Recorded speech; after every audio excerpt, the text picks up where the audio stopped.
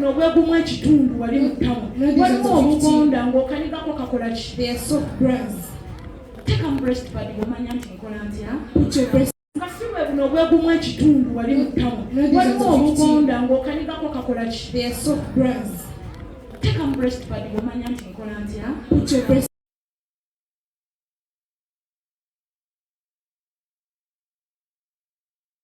Those breasts were the for your husband. It's for your child. They don't need it. After you're done, get your towel. You just hold there and touch. Nawe kawera ng'okwerongosa ate ng'okimanyi appetite eri mu kyenda olubalanga bukyawo ku munaana naddamu n'asoobyasoobya omukono kubanga tewanaabye ekyasoose laba bwadda mu kivundu mubikola mmwe gyawo obunafu. So being lazy. Ekitanda ne kiwunya amabeere ne kiwunya pampa ne are smelling every kind of that. Gamba tukyali batukuvu. Funa kabuntu obulungi yonja muntu n'amazzi n'amazzi agakola ki? Mulekerawo abaana b'abannabo obayiwako amazzi agannyogoga yenna ne yeetaawo n'abula olaba goga n'aba n'obula.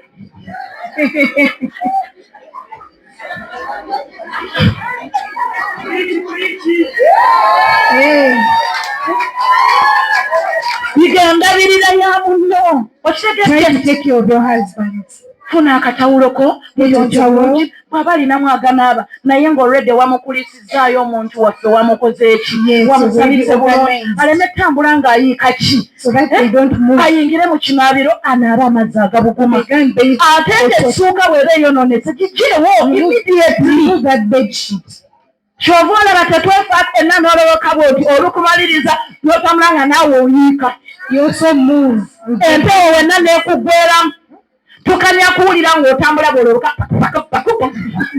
tugamba yabaaki yenye empewo yakuyitamu dda wenna yiga okwebumba wezza bujja abaana ebweru eyo batuliddeko amawanga tukisomye.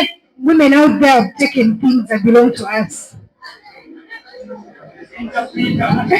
Hallelujah.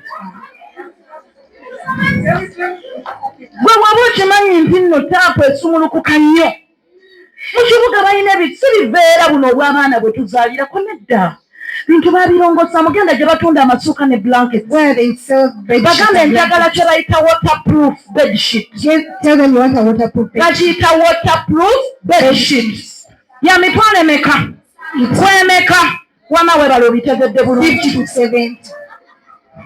naye gwe ssuuka zonna n'omala n'omuterawo ekitawulo notataata oza bunakya kugenda okukya ng'ebyakuvudde mu buwunya by morning the whole place is stinking. obuliri nga buwunya Your bed is stinking. bambi tosobola nabbulwamu kubanga tewasoose nakweyonja agenda okusabya omukono okufuna ekyenkya. By the time they try wagenda okwokola ng'ennyinda taata John and then they are holding their nose. N'ennyindo akwekankweka. They are holding their nose. Ali mu ppira mwakati ennyindo lwaki owunya? Because you're stinking. Teri agenda biragamba. No one is going to tell you the thing. Naye leero nasenze mbikugamba. Today she came to tell me. Hallelujah. Amen. Yiga okuyonja omwami wo munda mu kisenge nawe weeyonje. Also be clean. Tulina ensonga lwaki ebintu ebimu ebikuvaamu oba obiraga omwami wo. You don't have to show your husband. Akimanyi buli mwezi ogendayo. They know that every month you go. Lwaki oba omulaga? Why do you show them? Waliwo abalina emmeeme entono. There are people who are weak, who easily vomit. Mukama yeebazibwe. Tuyige okweyonja. Tuyonja obuliri bwaffe. Let's organize that. Papa togigira kiba ya muzaala. Kitegeeza ki? What does that mean? Aba yazza musango ki? Did you commit a crime by producing that? Hallelujah. beera omukyalo omuyonjo. Haleluya. Ate tulema abasajja kuuma omutima gw'okuggyamu obubi bwonna. Akukwatako tokasuka mu ng'oliigwa okubanza abakazi babagulira ez'empeeri olirya. You always are complaining that if you get me here, I will give you. Ne tutuuka n'otunda emibiri gyaffe mu maka agaffe.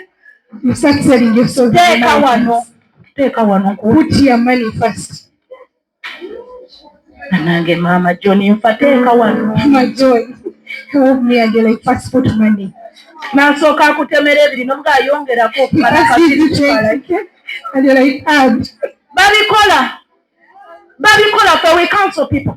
They always counsel. Atunda omubiri gwe mu maka go. They sell their marriages. N'amugamba teekawo ssente. The woman will tell the man, first put money.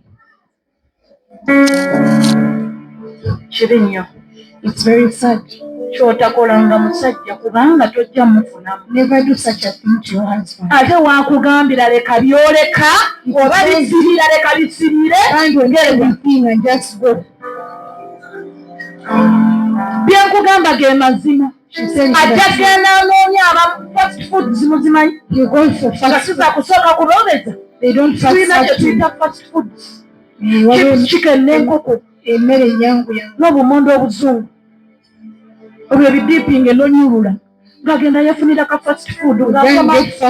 Mama Jane waliwo ku mmere. Walese mmeka tatawana just keep quiet and leave. Bw'ogenda kwejjukiriza ng'osoobya emikono n'ogenda yesooka ondeke. Be like, I'm tired, fast sleep. Waakugambira nti Mama John. When he says Mama John. Wali daddy. Say yes. Tokoze katono tulabe. Has come to us. Tegeera butegeezi. Just know. Oba mmere ebadde kusikira yongera mbogazi mazzi tokote nga bwe gayiika genda omalirize emirimu. Whether it's food, just add water and go. Bwe baba abaana bagambe mugende muzannye. If they are children, bawe ku ssente bagenda bagula ebyokulya bibaterusi. Ate bw'ebeera single room. Bw'ebedde nga mulina abaana. You have children. Toyonoona abaana bo. Do not spoil your children. Hallelujah. Amen. Toyonoona ki? Do not spoil the children. Funamu ebiri gy'obugezi tata njagala kutwala out. Get some money. You're 20. Can't tell your husband I'll take you out. Mugendeeko out. You go out.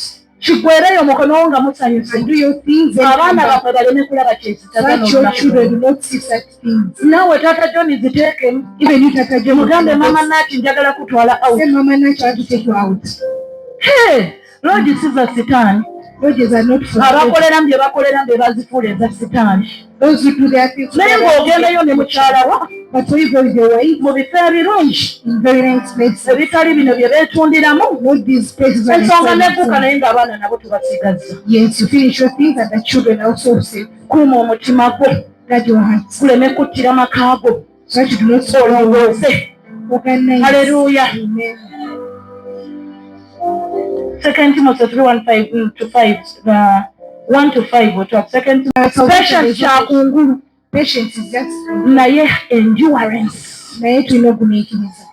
Ng'omulwanyi omulungi. Like any other fighter. Ekikufuula omukyala mulwanyi. What makes you a woman is being a fighter. What kind of n'otandika obwetima ne buzimba. Then your heart will swell. N'okuba esimu. Tata John oliwa? Tata John where? Obadde oŋŋamba ki? What are you telling me? Kyokka nkubuuza oŋŋamba oŋŋamba ki You think I don't know what you're doing right now? Byakugambye byakola. Has he told you that he's doing that? Bw'aba akugambye obadde oŋŋamba ki? If you have said what are you telling me? Yogera ekikubiza essimu. Tell him why you're called. N'otandikira awo obwenzi kubanga akugambye obadde oŋŋamba ki? You start. Kubanga ekirowoozo kyatandikidde wa? The thought was already in your mind. Kyatandikidde wa? Began in the mind. N'okuba obufaananyi ng'akola ki? You start imagining. N'ogaaka mukebere ndabe wa. So let me check up on him. Bw'akugamba obadde oŋŋamba obwenzi obukuli Tata John olowooza byokola sirimanyi. Making a doubt you think I don't know. Gwe weewakulira entalo. You're the one who's bringing wars. Tulina omwoyo omutukuvu. We have the Holy Spirit. Bw'onootereera naye. If you settle down with him. Olinze mweyitira maama wange. He calls